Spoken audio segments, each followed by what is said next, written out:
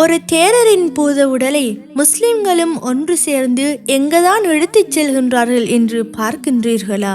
இங்கு என்னதான் நடக்கின்றது என்று யோசிக்கின்றீர்களா?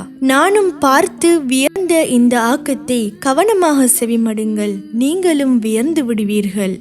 அஸ்ஸலாமு அலைக்கும் வரஹ்மத்துல்லாஹி வபரகாத்துஹ். நீங்கள் பார்த்து கொண்டிருப்பது ராஜ் டிவியின் கரைபடியா காட்சிகள் நிகழ்ச்சி.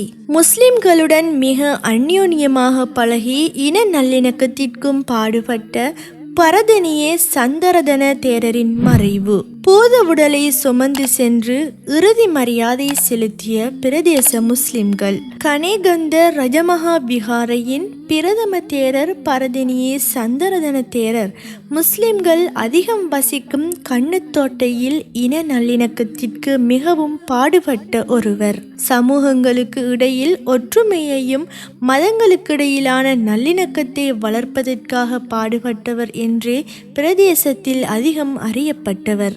இந்நிலையில் சில தினங்களுக்கு முன் இந்த பௌத்த தேரர் உயிரிழந்த நிலையில் நேற்று இவரின் இறுதி ஊர்வல நிகழ்வில் பிரதேச முஸ்லிம்கள் தமது இறுதி மரியாதையை செலுத்தினர். தங்கள் வியாபார தலங்களை மூடிவிட்டு அன்னாரின் பூதவுடலை சுமந்து சென்ற அதேவேளை சுலைமானியா மைதானத்தில் நடைபெற்ற தகன விழாவில் கலந்து கொண்டனர்.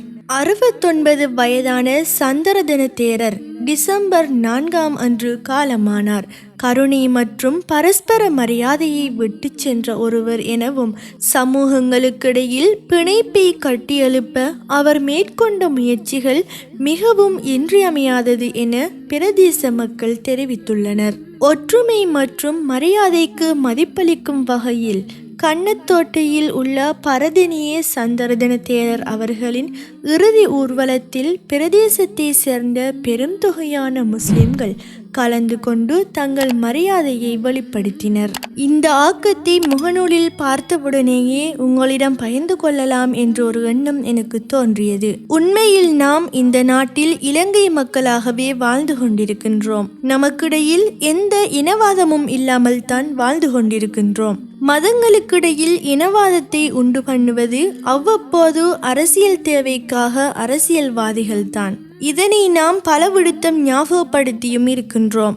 தற்போது இலங்கையில் வாழ்கின்ற மக்கள் இந்த ஆட்சி ஒரு இனவாதம் இல்லாத ஆட்சியாக இருக்கின்றது என்ற நம்பிக்கையில் இருக்கின்றனர்.